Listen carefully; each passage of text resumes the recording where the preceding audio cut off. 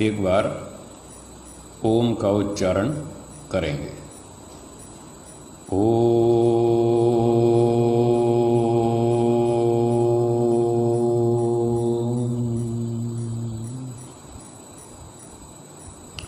उपस्थित सज्जनों और माताओं, हम सत्यार्थ प्रकाश के 9वें समुल्लास का अध्ययन कर रहे थे। इस 9वें समुल्लास में विद्या अविद्या, बंध और मोक्ष, इन विषयों पर चर्चा की गई है। हमारा जो पिछला प्रसंग चल रहा था वह बंध और मोक्ष विषय में चल रहा था। तो जितना हमने पढ़ लिया वहाँ से आगे पढ़ेंगे। इसमें जो प्रश्न चल रहा था वह था मुक्ति के क्या क्या साधन हैं। मेरी पुस्तक में 200 पृष्ठ है, 9वां समुल्लास। तो प्रश्न था मुक्ति के क्या क्या साधन हैं। उत्तर में साधन बताए जा रहे हैं। पहला साधन बताया था विवेक। इस पे हमारी बात चल रही थी। सत्पुरुषों के संग से विवेक अर्थात सत्यासत्य, धर्माधर्म, कर्तव्य अकर्तव्य का निश्चय अवश्य करें। इस पे हमारी चर्चा हो चुकी है। पृथक पृथक जानें, कर्तव्य क्या, अकर्तव्य क्या, सामान्य परिस्थिति में क्या करना चाहिए, विशेष परिस्थिति में क्या करना चाहिए। तो धर्म अधर्म सत्य असत्य क्या क्या है, ये विद्वानों के सत्संग से निश्चय करना चाहिए। अब इसके बाद पढ़ता हूँ मैं। और शरीर अर्थात जीव पंचकोशों का विवेचन करें। तो ये प्रथम साधन चल रहा है जिसका नाम है विवेक। विवेक का अर्थ होता है अलग अलग जानना। संस्कृत में विचिर पृथक भावे धातु है जिससे ये विवेक शब्द बनता है। विचिर पृथक भावे, इसका अर्थ है वस्तुओं को पृथक पृथक अलग अलग समझना। तो वैसे तो अपने वैदिक सिद्धांत में 3 पदार्थ अनादि माने जाते हैं, ईश्वर, जीव और प्रकृति। तो इन तीनों को अलग अलग जानना ये विवेक है। ये मोक्ष प्राप्ति का पहला साधन है। तो अर्थात हमारा ज्ञान जो विवेक है, वो ज्ञान है, वो शुद्ध होना चाहिए। तीनों पदार्थों का अलग अलग ज्ञान होना चाहिए। इसका नाम है विवेक। तो 3 में से एक ईश्वर है, दूसरा जीव है और तीसरा प्रकृति।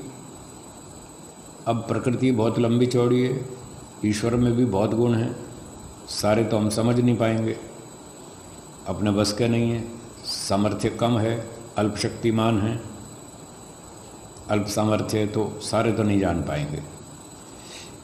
फिर भी मोक्ष प्राप्ति के लिए जितना जानना आवश्यक है उतना जानेंगे। तो विवेक का अर्थ हुआ जितनी मात्रा में ईश्वर का ज्ञान प्राप्त करना आवश्यक है उतना प्राप्त करें। सारा ज्ञान ना तो हम प्राप्त कर सकते, ना आवश्यकता है। जीव के बारे में भी जितना जानना आवश्यक है मोक्ष प्राप्ति के लिए उतना अवश्य जानें। और प्रकृति के बारे में भी। अब यूँ तो बहुत लंबी चौड़ी प्रकृति है, लंबा चौड़ा संसार है, सब चीज़ को तो नहीं जान पाएंगे। आध्यात्मिक विषय से जो संबंधित बातें हैं प्रकृति से, प्रकृति की, उतनी जाननी है। तो अब महर्षि जी ने इस विवेक के अंतर्गत बताया कि प्रकृति में जितनी बातें जाननी आवश्यक हैं वो निम्नलिखित हैं, इस प्रकार से उनको अवश्य जानें। तो महर्षि जी लिखते हैं शरीर को जानें अर्थात जीव पंचकोशों का विवेचन करें। शरीर में 5 कोश हैं, इनको अलग अलग समझें। कौन समझें? जीव। जीव शब्द यहाँ करता है वाक्य में। तो ये जीवात्मा लोग 5 कोशों का विवेचन करें। अब 5 कोशों को समझाएंगे। 1 यानी पहला, अन्नमय, जो त्वचा से लेकर अस्थि पर्यंत का समुदाय पृथ्वीमय है। ये पहला कोश है शरीर में जिसका नाम है अन्नमय कोश। और अन्नमय कोश क्या है? त्वचा से लेकर अस्थि पर्यंत का समुदाय। ये त्वचा है, चमड़ी, जो हमारे शरीर के ऊपर ऊपर दिखती है, त्वचा, चमड़ी। और अंदर फिर अंत में है अस्थि, हड्डी। तो त्वचा से लेकर हड्डी तक जितने भी शरीर के भाग हैं ये सारा पृथ्वीमय तत्व है। पृथ्वी ठोस है और ये शरीर भी दिख रहा है, हड्डी, मांस, चर्बी, ऊपर चमड़ी है, ये सारा ठोस शरीर है। तो इसको ठोस शरीर को समझना है कि ये पृथ्वीमय है। इसमें पृथ्वी की प्रधानता है। मयठ प्रत्यय प्रचुर अर्थ में भी होता है और विकार अर्थ में भी होता है। तो यहाँ पर पृथ्वी का विकार भी है और पृथ्वी तत्व की प्रधानता भी है, दोनों बातें, इसलिए इसको पृथ्वीमय कहते हैं। तो अन्नमय कोश, जो सारा स्थूल शरीर दिख रहा है सर से पांव तक, जो अन्न पर टिका हुआ है। अन्न खाते रहो, शरीर चलता रहेगा। ये अन्न पर टिका है, अन्न से ही इसका मुख्य आधार है, इसलिए इसको अन्नमय कोश कहते हैं। दूसरा, प्राणमय, जिसमें प्राण अर्थात जो भीतर से बाहर जाता, भीतर से बाहर जाता, नासिका से हम बाहर निकालते हैं वायु को, भीतर से बाहर, इसका नाम है प्राण। आपने इससे उल्टा भी सुना होगा। अधिक प्रचलित तो वही है कि जो बाहर से अंदर जाता है उसको प्राण कहते हैं, ऐसा भी आपने सुना है। ये कम सुना है, वो ज़्यादा सुना है ना ऐसा? तो ये दोनों बातें ठीक हैं। प्राण, अपान आदि की जो व्याख्या है ये कई प्रकार से है ऋषियों के शास्त्रों में। तो वो व्याख्या भी ठीक है, जो नासिका से हम बाहर से वायु अंदर शरीर में भरते हैं उसका नाम भी प्राण है। और ये दूसरी व्याख्या है, अंदर से जो हम वायु बाहर फेंकते हैं नासिका से, ये जो बाहर आता है इसका नाम भी प्राण है। तो दोनों व्याख्याएं ठीक हैं, ऋषियों ने स्वीकार की। इसलिए वहाँ पर ये समझना चाहिए, जो दोनों व्याख्याएं तो दोनों ठीक। तो यहाँ पर ये लिखी महर्षि जी ने, जो भीतर से बाहर जाता वो प्राण, और अपान, जो बाहर से भीतर जाता, जो हम सांस लेते हैं बाहर से अंदर जाता है, वो अपान हो गया। फिर समान, तीसरा, जो नाभिस्थ होकर सर्वत्र शरीर में रस पहुंचाता, नाभि में रहता है और सारे शरीर में रस को पहुंचाता है, रस का संप्रेषण करता है, उसको भेजता रहता है, ये समान है। चौथा, उदान, जिससे कंठस्थ अन्नपान खींचा जाता और बल पराक्रम होता है। आपने भोजन का टुकड़ा लिया और मुंह में डाल लिया, फिर उसको चबा लिया। अब चबाने के बाद जब वो पतला हो गया, बारीक हो गया, उसके बाद गले से नीचे उतारेंगे। तो जो गले से नीचे उतरता है ना, वो एक वायु की सहायता से उतरता है। उस वायु का नाम है उदान। वो यहाँ कंठ में रहता है और भोजन को नीचे उतार देता है, ये उदान है। और कभी कभी जब बाल्टी उठानी हो भारी, या कोई बोरा उठाना हो भारी सामान हो, तब आपको सांस रोकना पड़ता है, ऐसे नहीं उठता। तो आप क्या करते हैं, ऐसे सांस रोक के फिर उठाते हैं, फिर उठ जाता है। होता है ना ऐसा? ये ताकत कहाँ से आ जाती है? ये इस उदान प्राण से आती है। तो लिखा है महर्षि ने, जिससे बल पराक्रम होता है, तो इससे हमारी ताकत बढ़ जाती है। तो हम ये कंठ में वायु को भर के कंठ में रोक लेते हैं और फिर उठाते हैं बाहर, उठ जाता है, ये उदान हो गया। और व्यान, पांचवा, जिससे सब शरीर में चेष्टा आदि कर्म जीव करता है। तो जैसे बताया था, हाथ हिल रहा है, ये व्यान प्राण की सहायता से हिल रहा है। और अगर ये व्यान की स्थिति बिगड़ गई तो फिर लकवा मार जाएगा, फिर हाथ नहीं चलेगा। आपकी इच्छा तो होगी हाथ को ऊपर उठाऊं, पर उठेगा नहीं, व्यान उसको सहायता नहीं दे रहा ठीक से। तो इससे सारे शरीर में हाथ पैर चलाना, चलना फिरना, व्यायाम करना, दौड़ना, भागना, ये सारे कर्म जीवात्मा करता है इसकी सहायता से। इस प्रकार से ये जो 5 प्राण अपान आदि हो गए, इन 5 का समुदाय प्राणमय कोश कहलाता है। और ये सारे वायु के ही भेद हैं, जो हमारे चारों ओर वायु चलती रहती है। 5 भूतों में एक भूत है वायु। जब ये शरीर से बाहर होती है तो इसको वायु के नाम से बोलते हैं, और जब यही वायु शरीर के अंदर 5 भागों में काम करती है तो इसको प्राण के नाम से बोलते हैं। तो ये 5 प्राण का बंडल मिला करके समुदाय, इसको प्राणमय कोश कहेंगे। तो हमें ये भी समझना है कि शरीर में प्राण किस किस तरह से कैसे कैसे काम करता है। अब तीसरा है मनोमय कोश, जिसमें मन के साथ अहंकार, वाक, पाद, पाणी, पायु और उपस्थ, ये 5 कर्मेंद्रियां हैं। तीसरा कोश है मनोमय कोश। इसमें एक मन है, एक अहंकार है, 2 पदार्थ हो गए, और 5 कर्मेंद्रियां जो आप सांख्य में पढ़ते रहते हैं। ये सारे वही पदार्थ हैं सांख्य वाले। प्रकृति से लेकर पंचमहाभूत तक ये सारे जितने पदार्थ उत्पन्न हुए थे 23, उन्हीं में से ये सारे पंचकोश बता रखे हैं। तो वहाँ पर पंचभूतों में एक पृथ्वी बताई थी, पृथ्वी का तो ये हो गया अन्नमय कोश। पंचभूतों में एक वायु बताई थी, वायु का हो गया प्राणमय कोश। ठीक है, अब इंद्रियों पर चलते हैं। 5 कर्मेंद्रियां बताई थी, एक मन बताया, एक अहंकार बताया।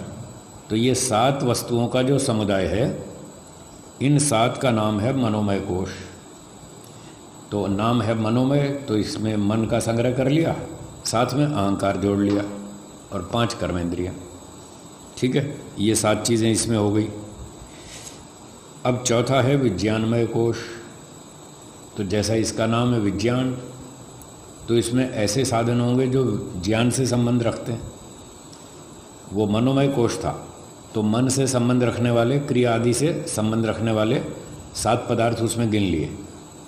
ये विज्ञानमय कोश है, तो इसमें ज्ञान से संबंध रखने वाले 7 वस्तुएं गिनी जाएंगी।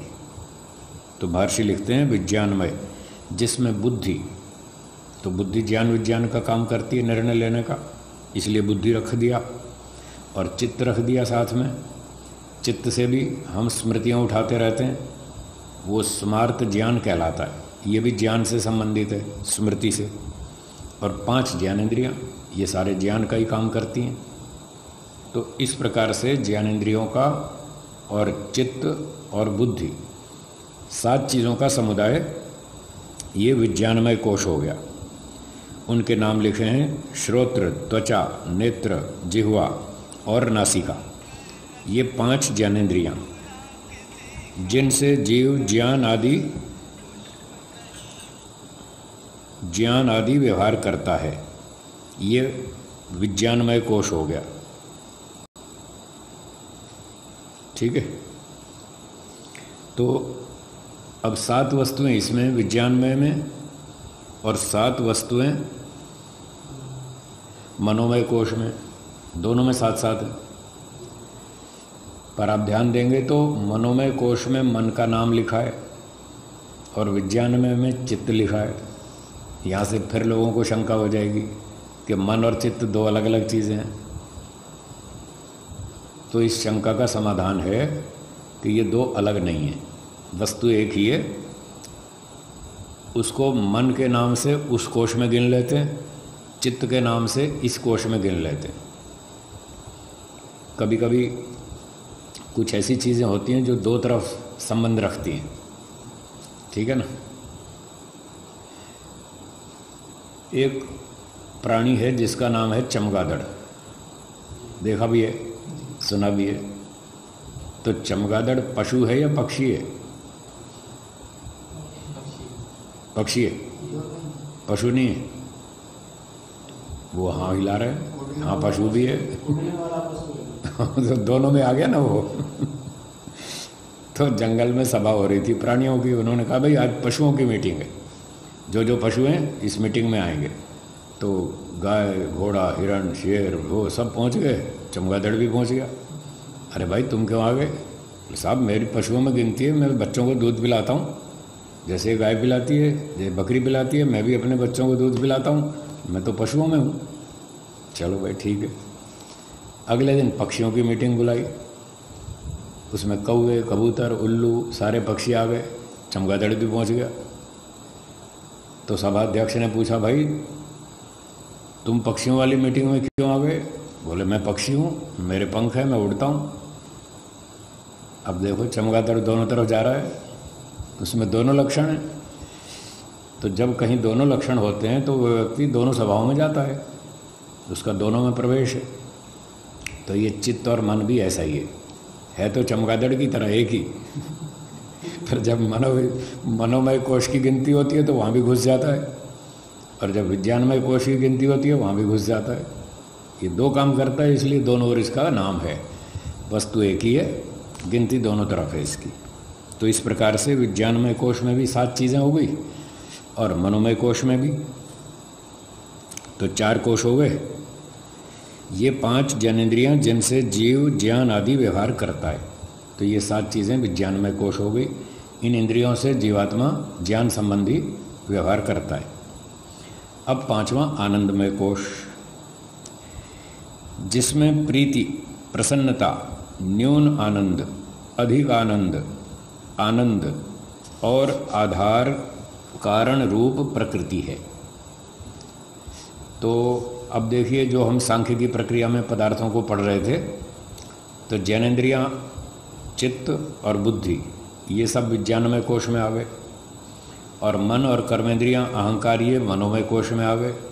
बस बुद्धि के बाद अंतिम बचा प्रकृति, जो मूल तत्व है, अनादि है, नित्य है। उस प्रकृति को आनंदमय कोश में गिन लिया महर्षि जी ने। ठीक है, 5वां आनंदमय कोश। ये आनंदमय कोश नाम है इसका।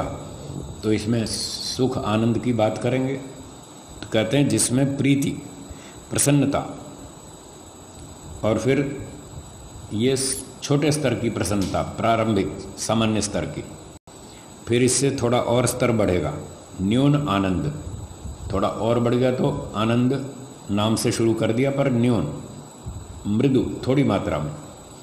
फिर न्यून आनंद के बाद अधिक आनंद, थोड़ा और बढ़ गई मात्रा आनंद की। ऐसी बहुत सारी चीज़ें हैं, जैसे चना है, सूखे चने खा रहा है एक आदमी, भूख बहुत तेज़ लग रही है, खाने को दूसरा कुछ मिला नहीं, अब वो सूखे चने खा रहा है, तो इतना भी खा के बेचारा प्रसन्न हो गया, भाई ठीक है चलो पेट भरने को कुछ तो मिल गया, भूखे मरने से तो अच्छा ही है, चने ही खा लो। तो उसको प्रीति हुई, प्रसन्नता हुई। फिर उसको कुछ दिनों में थोड़ा स्तर बढ़ गया तो दाल रोटी मिलने लग गई, तो उसका आनंद बढ़ गया, तो न्यून आनंद के स्तर पर आ गया। और फिर उसको रोटी के साथ थोड़ा खीर भी मिल गई, हलवा भी मिल गया, तो ये अधिक आनंद हो गया। अब आनंद का स्तर बढ़ता जा रहा है, और उससे जो अधिक आनंद था उससे फिर और अधिक स्तर बढ़ा, और ऊंचा आनंद हो गया, तो और आनंद हो गया, उसको फिर तरह तरह की मिठाइयाँ मिलने लग गई। कहाँ सूखे चने से शुरू किया था उसने, सूखे चने से दाल रोटी पे आया, फिर खीर पे आया, फिर अब मिठाइयों पर आ गया, तो उत्तरोत्तर स्तर बढ़ता जा रहा है आनंद का। इस प्रकार से ये आनंद का स्तर उसमें बढ़ता है। और इसमें पदार्थों में कौन सा पदार्थ है? आधार कारण रूप प्रकृति है। तो कारण रूप, जगत का कारण रूप मूल प्रकृति, वो इसका आधार है आनंदमय कोश का। अब प्रकृति में जो 3 प्रकार के परमाणु हैं, सत्व, रज और तम, तो सत्व रज तम में से जो सत्व है वो सुख देता है। तो यहाँ प्रकृति शब्द से वो सत्व गुण का संकेत है। वो सत्व गुण इस सारे सुख या आनंद का आधार है। ठीक है जी। तो उस प्रकृति को आनंदमय कोश में गिन लिया। तो सारे वही पदार्थ हैं जो हम सांख्य में पढ़ते रहते हैं। तो चाहे आप सांख्य दर्शन के हिसाब से पढ़ लें, स्थूल शरीर, सूक्ष्म शरीर, कारण शरीर, चाहे तो उस तरह से पढ़ लें, चाहे यहाँ पंचकोश के नाम से पढ़ लें, बातें सारी वही। तो इस प्रकार से हमको ये पंचकोशों का विवेचन करना है, इनको समझना है। तो महर्षि जी कहते हैं ये 5 कोश कहाते हैं, ये सारे 5 कोश आ गए। इन्हीं से जीव सब प्रकार के कर्म, उपासना और ज्ञान आदि व्यवहारों को करता है। तो जीवात्मा चेतन है, इन 5 कोशों से अलग है। तो विवेक का मतलब था ना अलग अलग जानना। ये प्राकृतिक पदार्थ हैं, जड़ पदार्थ हैं, ये चेतन आत्मा इनसे अलग है। तो इस प्रकार से सबका एनालिसिस करना है, सबको अलग अलग जानना है। तो 5 कोश हो गए जड़ पदार्थों के, और आत्मा चेतन है, वो इनसे अलग है। और सारे जितने भी ज्ञान कर्म उपासना करता है जीवात्मा, वो इन्हीं 5 कोशों की सहायता से करता है। ठीक हो गया। तो इस प्रकार से हमने विवेक के अंतर्गत एक विषय को जाना, पंचकोश। अभी विवेक का ही प्रसंग चल रहा है, वही विषय चल रहा है, पहला साधन विवेक। उसमें और भी कुछ बातें हैं जानने की। पंचकोश के पश्चात अब आगे बढ़ते हैं। 3 अवस्था, एक जागृत, दूसरी स्वप्न और तीसरी सुषुप्ति अवस्था कहती है। तो ये 3 अवस्थाएं मुख्य हैं, प्रचलित हैं, और 3 अवस्थाओं का अनुभव प्रायः सभी लोग करते हैं, हर रोज़ ही करते हैं। इसलिए मुख्य होने से यहाँ पर 3 अवस्थाएं बताई। वैसे अन्य किसी प्रसंग में तो और 2 अवस्थाएं भी बताई हैं। टोटल 5 अवस्थाएं हैं जीवात्मा की। ये सब जीवात्मा की अवस्थाएं हैं। ठीक है। अब तक प्रकृति की बात चल रही थी। पंचकोश वो प्राकृतिक पदार्थों के थे। अब ये 3 अवस्थाएं हैं जीवात्मा की। पहली है जागृत अवस्था, जो इस समय है। हम जाग रहे हैं, देख रहे हैं, सुन रहे हैं, सब इंद्रियां काम कर रही हैं, मन, शरीर, बुद्धि सब ठीक ठीक चल रहा है। इसका नाम है जागृत अवस्था, जब सारी इंद्रियां अपना काम बराबर कर रही हैं। दूसरी है स्वप्न अवस्था। तो स्वप्न अवस्था जब ये बाह्य इंद्रियां काम बंद कर देंगी। अभी हम देख रहे हैं, फिर जब सो जाएंगे तो आँख से देखना बंद, कान से बाहर की बातें सुनना बंद, सब इंद्रियों के काम बंद हो जाएंगे। लेकिन अंदर मन का काम चालू रहेगा। मन में जैसे बताया बहुत सारे संस्कार पड़े, ढेरों संस्कार पड़े। अब जब व्यक्ति सोता है रात को या दिन में कभी भी, जब भी वो सोता है तो जागृत अवस्था से वो स्वप्न अवस्था में प्रवेश करता है, और स्वप्न के बाद फिर वो सुषुप्ति जो तीसरी आ रही है, फिर सुषुप्ति में प्रवेश करता है। तो जागृत से जब वो सुषुप्ति में जाता है तो बीच में रास्ते में कभी कभी स्वप्न अवस्था आ जाती है। शायद रोज़ तो नहीं आती होगी, पर कभी कभी स्वप्न आ जाते हैं, तो सपने आप देखते ही रहते हैं। ये दूसरी अवस्था है। ये स्वप्न कब आते हैं? जब कच्ची नींद हो। कब आते हैं? जब कच्ची नींद हो तब सपने आते हैं। तो कच्ची नींद कब होती है? जब जागृत अवस्था से व्यक्ति गहरी नींद में जाएगा तो बीच में पहले कच्ची नींद आएगी, फिर गहरी नींद आएगी। तो मान लो रात को 10 बजे सोया एक व्यक्ति, तो 10 बजे सोया तो 10:15 साढ़े 10 तक, आधे घंटे तक तो कच्ची नींद होती है। फिर धीरे धीरे वो गहराई में जाता है। तो 10 और साढ़े 10 के बीच में जब कच्ची नींद होती है तब स्वप्न आता है। और स्वप्न में क्या होता है? मन के अंदर, चित्त के अंदर जो ढेरों संस्कार रखे हैं, उनमें से कोई संस्कार जागता है, और उस समय मन आदि पदार्थों पर तमोगुण का दबाव बहुत अधिक होता है। उसी तमोगुण के कारण नींद आती है। अगर तमोगुण बढ़ेगा नहीं तो नींद आएगी नहीं। और कोई व्यक्ति खूब काम करता है, कर करके थक जाता है, उसके थक जाने से तमोगुण बढ़ जाता है, और तमोगुण बढ़ते ही खटाखट नींद आती है, फटाफट सो जाता है वो। तो इस प्रकार से जब तमोगुण बढ़ता है तब वो निद्रा की गोद में चला जाता है। जब जाता है तो पहले कच्ची नींद होती है, उसी कच्ची नींद में वो स्वप्न आता है। तो कोई संस्कार जागा, आत्मा का उससे मन से कनेक्शन जुड़ा ही हुआ है, तो वहाँ जो संस्कार है वो चित्र के रूप में प्रकट होता है। उसी को स्वप्न कहते हैं। तो फिर जीवात्मा अंदर अंदर वो सपने देखता रहता है।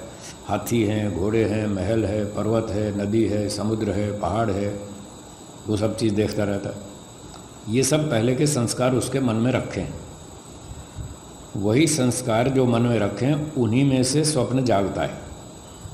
जैसे आपकी कंप्यूटर में कुछ फाइलें रखी है हार्ड डिस्क में, जो आपने सुरक्षित कर रखी हैं। जितनी फाइलें रखी हैं उनमें से आपने एक फ़ाइल खोली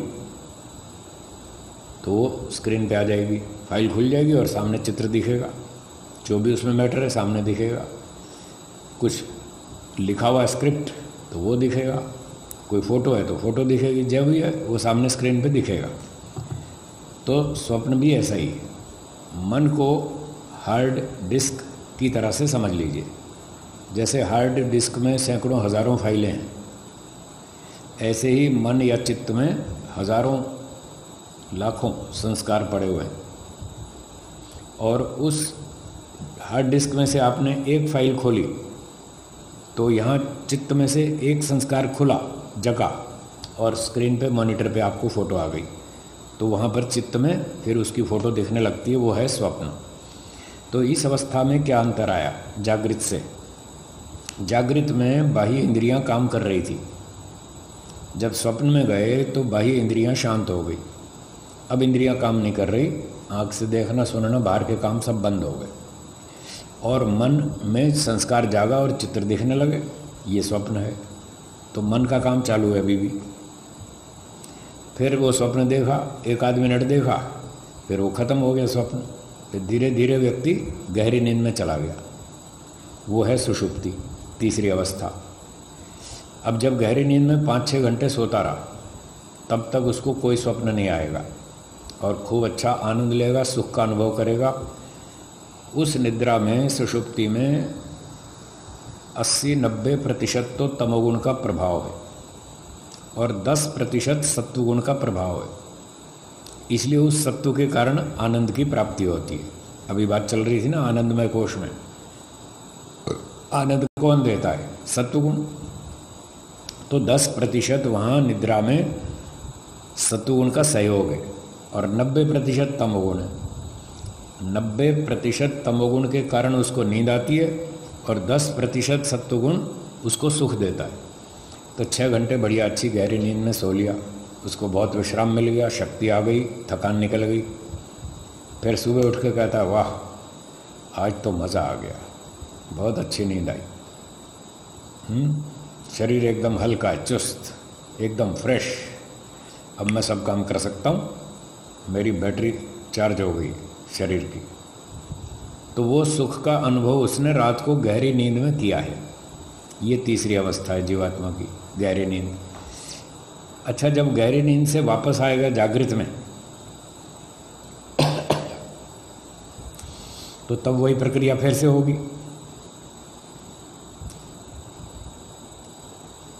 जैसे जागृत से कच्ची नींद में गया और कच्ची नींद से गहरी नींद में गया, वापस लौटेगा तो फिर उल्टा क्रम होगा।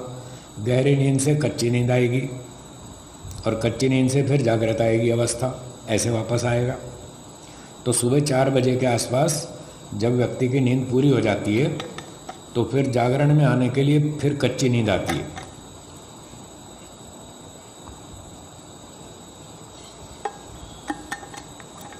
और उस कच्ची नींद में फिर सपने शुरू हो जाते हैं। तो अधिकतर ऐसा होता है, या तो रात को सोते समय सपना आएगा या सुबह उठते समय आएगा, क्योंकि उस समय नींद कच्ची होती है। गहरी नींद में स्वप्न नहीं आएगा। कभी कभी रात को 1 बजे 2 बजे कुछ खटपट हो गई, लाइट चली गई, पंखा बंद हो गया, मच्छर काटने लगे तो नींद टूट गई। अब जब नींद टूट गई तो फिर आप दोबारा सो गए। 5 मिनट में लाइट फिर आ गई, पंखा फिर चल पड़ा। अब आप 2 बजे जब सोएंगे तो फिर वही बात, फिर कच्ची नींद आएगी। तो कभी कभी रात के 2 बजे भी सपने आ जाते हैं। तो जब भी कच्ची नींद आएगी तभी स्वप्न की संभावना है। आवश्यक नहीं है कि कच्ची नींद में सपना ज़रूर आएगा, ऐसा कोई आवश्यक नहीं है। अगर आएगा तो कच्ची में आएगा, ये मतलब है, नहीं तो नहीं आएगा। तो यदि कभी 2 बजे भी सपना आए तो समझ लेना कि कुछ कारण से नींद कच्ची हुई है, या तो वो मच्छर ने काटा, या और कोई समस्या हुई, या गर्मी लगी, या पंखा बंद हुआ, या जो भी हुआ उसके कारण नींद कच्ची हो गई और फिर सपना आ गया। तो ये 3 अवस्थाएं मुख्य रूप से जीवात्मा की बताई, जागृत, स्वप्न, सुषुप्ति। जागृत में आत्मा काम करता है, मन काम करता है, सब इंद्रियां काम करती, ये जागृत अवस्था है। स्वप्न में इंद्रियां शांत हो जाती हैं, इंद्रियां काम नहीं करती, मन काम करता है और आत्मा भी काम करता है। मन और आत्मा दोनों काम करते रहते हैं, उनका स्टाइल बदल जाता है, क्योंकि जागृत में तो इंद्रियों के साथ जुड़ा हुआ था ये मन और आत्मा। अब जब स्वप्न में और सुषुप्ति में गया तो इंद्रियों से कट गया कनेक्शन, तो उनका स्टाइल बदल गया काम करने का। तो स्वप्न में जब आत्मा चित्र देखता रहता है तो मतलब आत्मा काम कर रहा है, वो एक्टिव है, मन भी एक्टिव है, दोनों क्रियाशील है।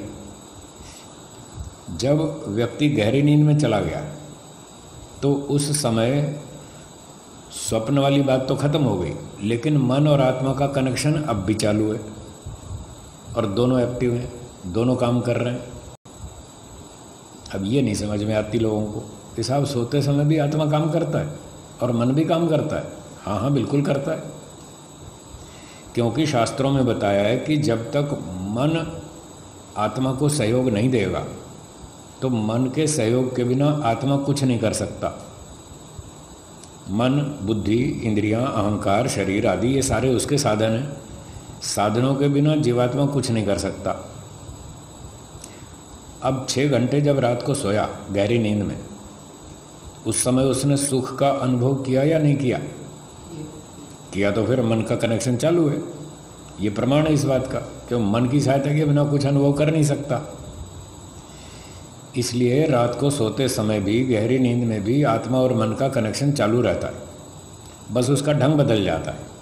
स्वप्न में अलग ढंग से कनेक्शन था, निद्रा में ढंग बदल गया, अब वो शांत हो गया, स्वप्न भी खत्म, बस कनेक्शन चालू है और मन की सहायता से आत्मा सुख का अनुभव करता रहता है।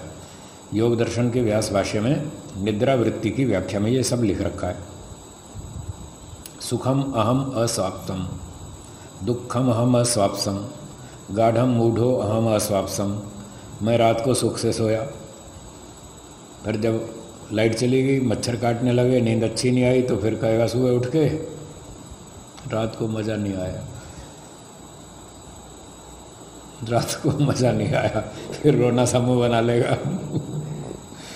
तो ये रजोगुणी निद्रा है, बेचारा दुख से सोया। और फिर जब बहुत यात्रा करके आएगा, खूब बोझा ढो के आएगा, पूरी तरह थक जाएगा, फिर आके बिल्कुल बेखबर सो जाएगा 12 घंटे। और 12 घंटे के सोने के बाद भी उसको पकड़ पकड़ के हिलाते रहेंगे, उठ भाई उठ, कब तक सोएगा, 12 घंटे तो हो लिए, कब तक सोएगा, उठ। फिर भी उसकी आंख नहीं खुल रही। वो कहता क्या, जाओ जाओ मुझे सोने दो, जाओ। ये तमोगुणी निद्रा है, पूरा ही तमोगुण छाया, बेहोशी की तरह सो रहा है, उसको पता ही नहीं कितना घंटा सो लिया। तो ये गाढ़म मूढ़ो अहम अस्वाप्सम, ये तीसरी निद्रा तमोगुणी निद्रा लिखी है, 3 प्रकार की निद्रा। तो इस प्रकार से उस समय भी आत्मा और मन का कनेक्शन चालू है। ये 3 मुख्य अवस्थाएं हैं और ये तीनों सभी लोग जानते हैं और सबके जीवन में आती रहती हैं। एक चौथी अवस्था है जो है समाधि अवस्था, उसकी चर्चा भी आने वाली है। तो समाधि तो किसी किसी को ही प्राप्त होती है, इसलिए उसको यहाँ थोड़ा सा छोड़ दिया है, मुख्य 3 रख दी। तो चौथी है समाधि अवस्था, वो तो कोई योगी वैरागी को ही प्राप्त होती है। और एक और 5वीं अवस्था है मूर्छा। कौन सी? मूर्छा, बेहोशी।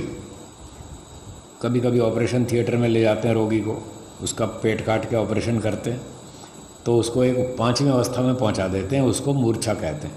तो वो तो कभी कभार होती है, वो कोई मुख्य नहीं है, इसलिए उसको भी छोड़ दिया। तो यहाँ प्रसंग से 3 मुख्य अवस्थाएं थी, वो बता दी, चौथी अब आगे बता देंगे। अब इसके बाद क्या पढ़ना है? 3 शरीर हैं।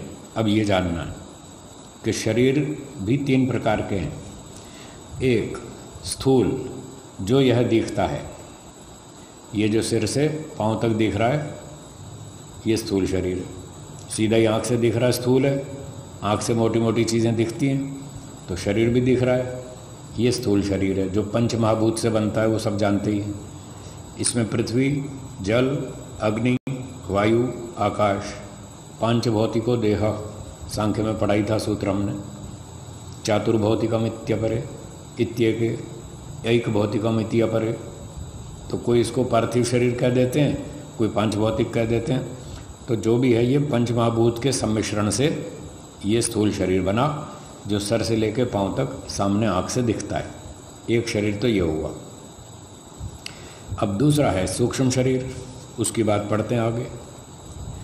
दूसरा, पांच प्राण, पांच ज्ञानेंद्रियां, पांच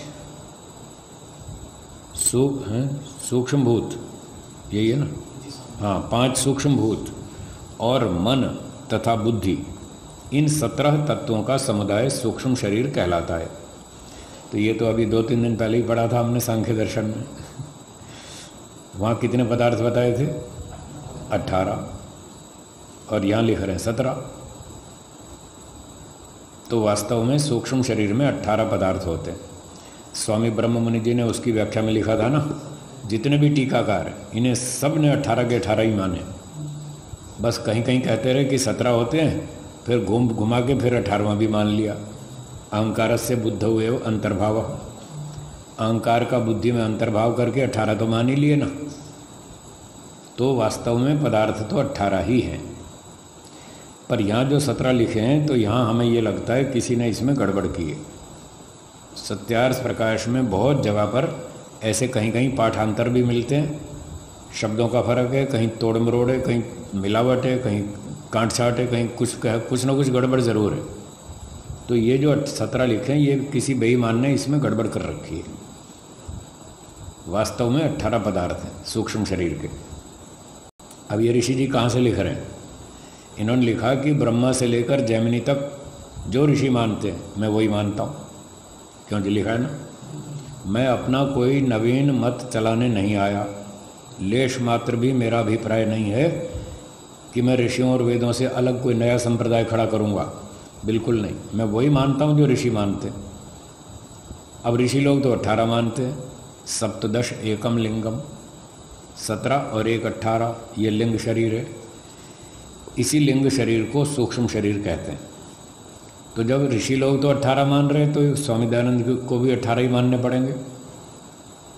तो उन्होंने हो सकता है 18 ही लिखे हों, फिर किसी बेईमान ने गड़बड़ कर दी, एक को गायब करके 17 कर दिए। तो हम इसको 18 पदार्थ मानकर चलते हैं। तो ये जो दूसरा सूक्ष्म शरीर है, इसमें 5 प्राण। अब देखिए यहाँ प्राण शब्द लिखा है, और पूरा पढ़ लेते हैं। 5 प्राण, 5 ज्ञानेंद्रियाँ, 5 सूक्ष्म भूत और मन तथा बुद्धि। तो अब इनमें जो हमने सांख्य में पढ़े थे सूक्ष्म शरीर के 18 पदार्थ, उसमें एक अहंकार था जो यहाँ नहीं लिखा। इसका उत्तर तो मैंने दे दिया, किसी ने गड़बड़ की है। चलो उसको हम जोड़ लेते हैं, अहंकार को, तो 18 हो गए। एक अंतर अभी भी है, वो ये है कि यहाँ 5 प्राण लिखा है और वहाँ थी 5 कर्मेंद्रियाँ, ये अंतर और है। तो इसका समाधान ये है कि उपनिषदों में इंद्रियों का नाम प्राण भी है।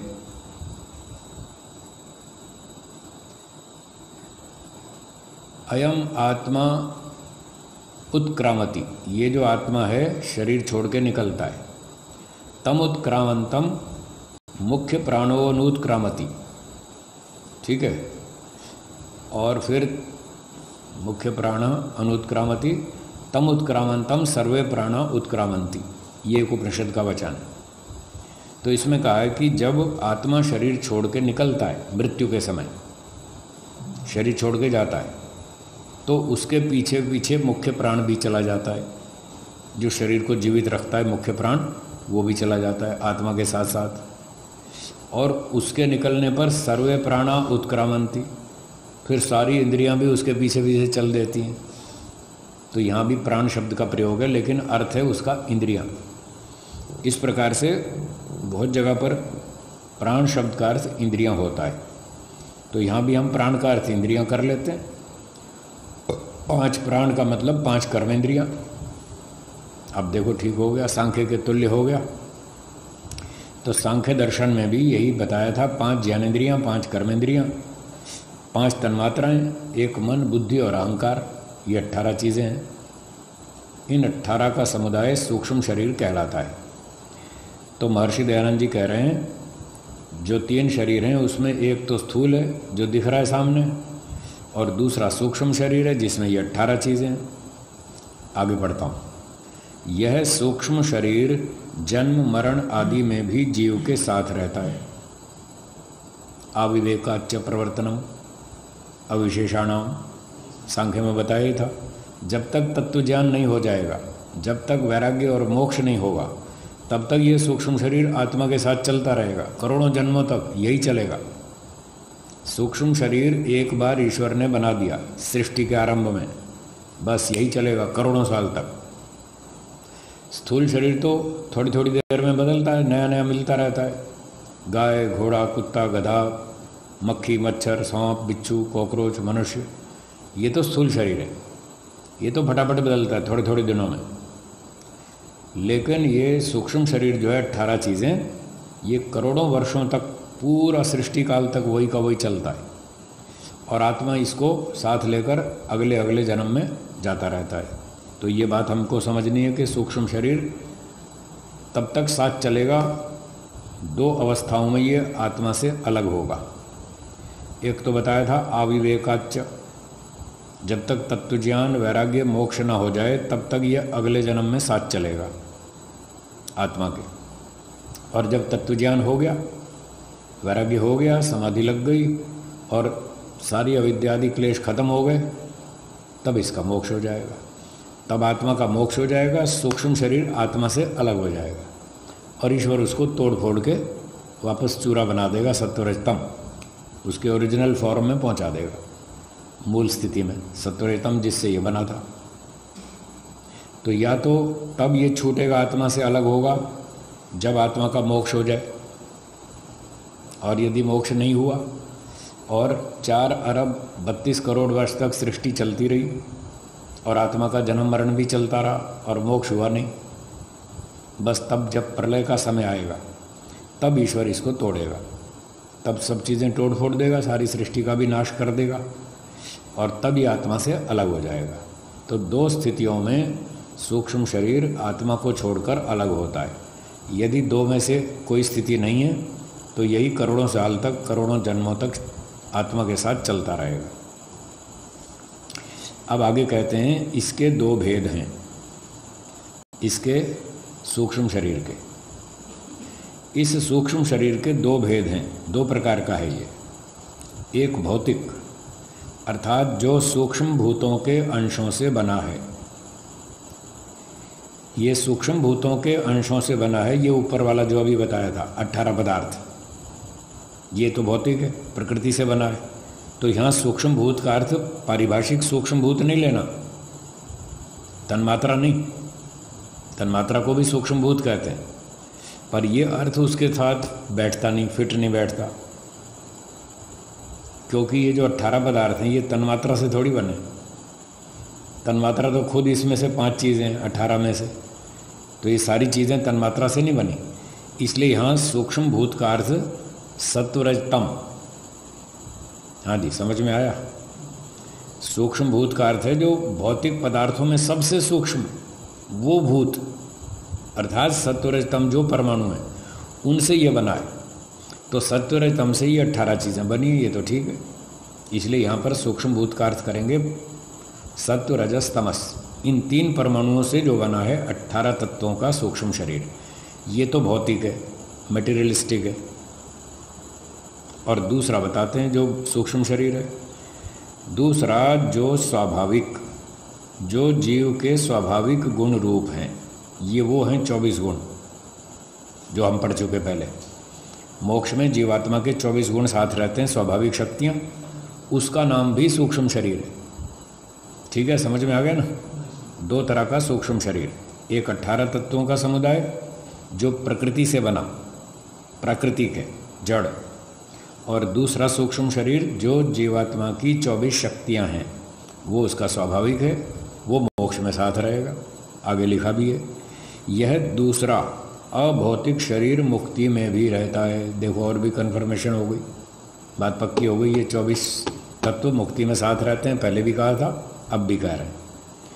तो इस प्रकार से फिर कहते हैं इसी से जीव मुक्ति में सुख को भोगता है, इसी 24 शक्तियों से ही तो भोगता है। ये तो इसका अपना स्वाभाविक है, ये तो हटने वाला नहीं। तो ये 24 शक्तियाँ आज भी हमारे साथ और मोक्ष में भी रहेंगी। ये तो आत्मा का स्वरूप ही है और वो नित्य है, वो हटने वाला नहीं है। ठीक हो गया।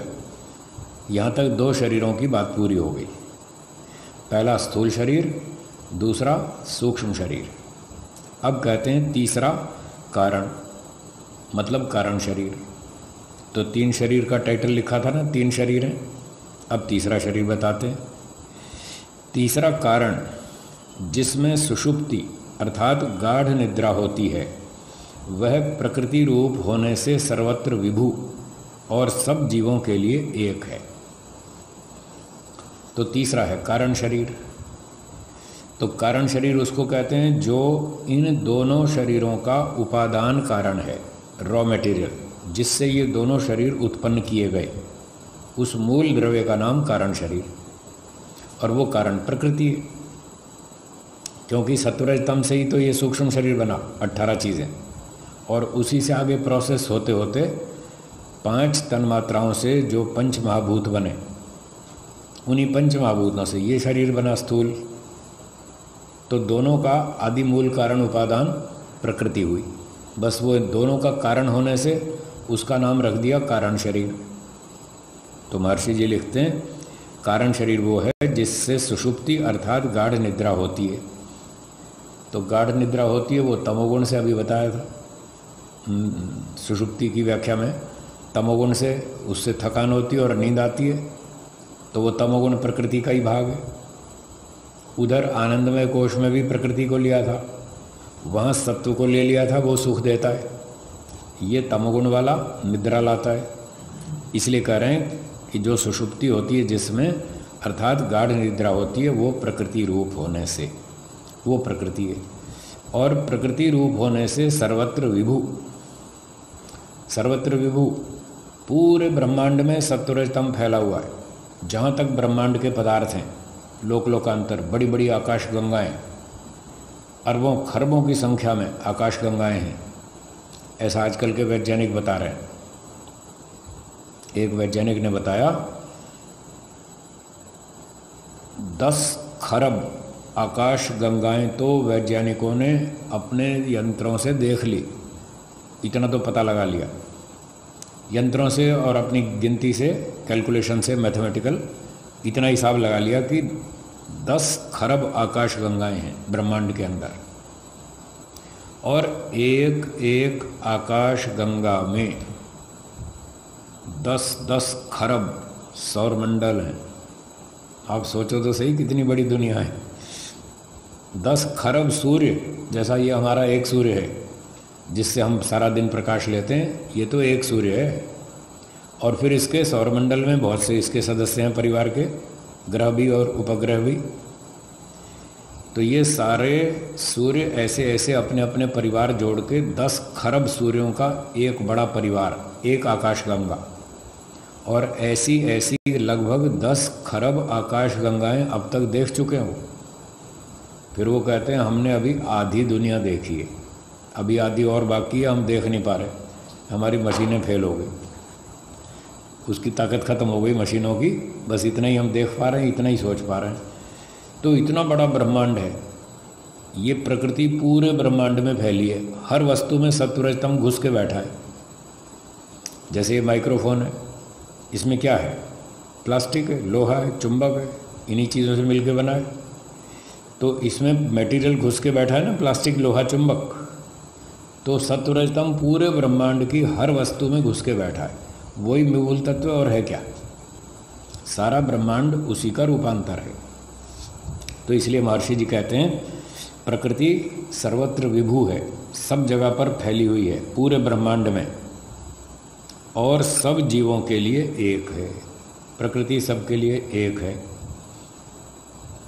जैसे गांव के लोग, छोटा गांव है और वहाँ पर एक ही कुआं है, सब लोग उसी एक ही कुएं का पानी पीते हैं, तो सबका पानी एक हुआ ना, उसी कुएं से सब पी रहे हैं।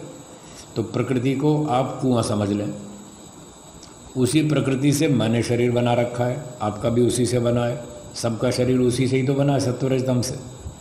सबके सब एक ही कुएं से पानी पी रहे हैं, तो सबका कुआं एक है, तो यहाँ सबकी प्रकृति एक है। उसी सत्वरजतम से हमको ये परमात्मा ने शरीर बना बना कर दे रखे हैं। ठीक हो गया। तो ये 3 शरीर की चर्चा पूरी हो गई। तीसरा शरीर कारण शरीर, मूल प्रकृति।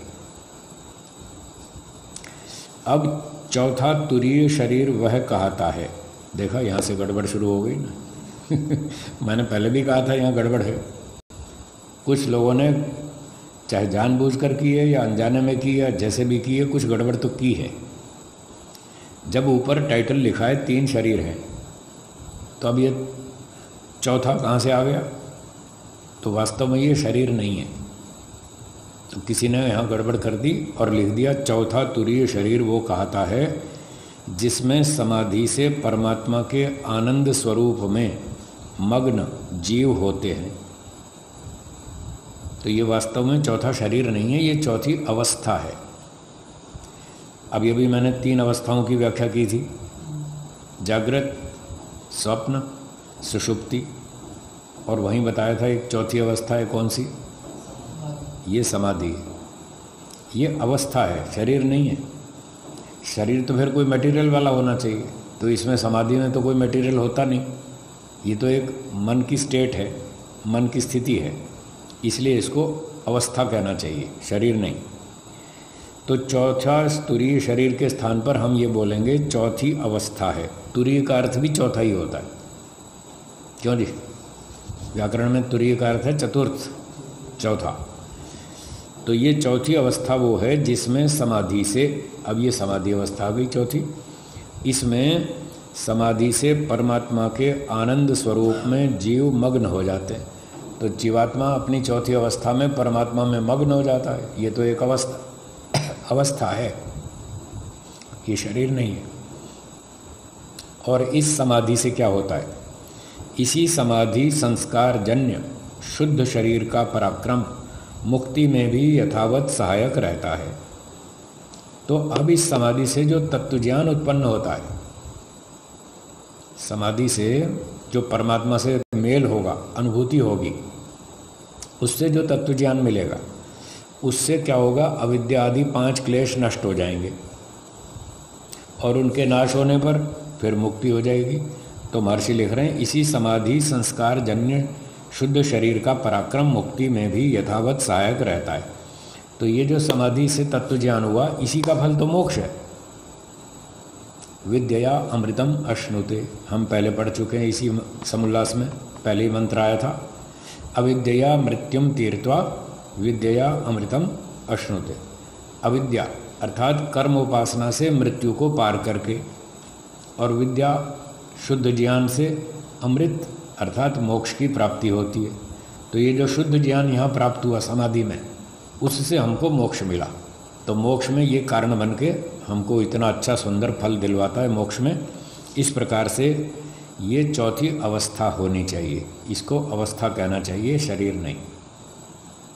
तो ये थोड़ी ऊंची नीची चर्चा आ गई, कहीं किसी ने गड़बड़ कर रखी है। चलो, जो भी है पाठ उपलब्ध है, इससे हमने इतना संगति बिठाकर समझ लिया कि जीवात्मा की 3 शरीर बताए, 4 अवस्थाएं यहाँ पर बता दी। ठीक है जी। तो समय समाप्त हो रहा है, आज के पाठ को यहाँ विराम देते हैं, बाकी चर्चा फिर करेंगे। एक बार ओम का उच्चारण करेंगे। ओम।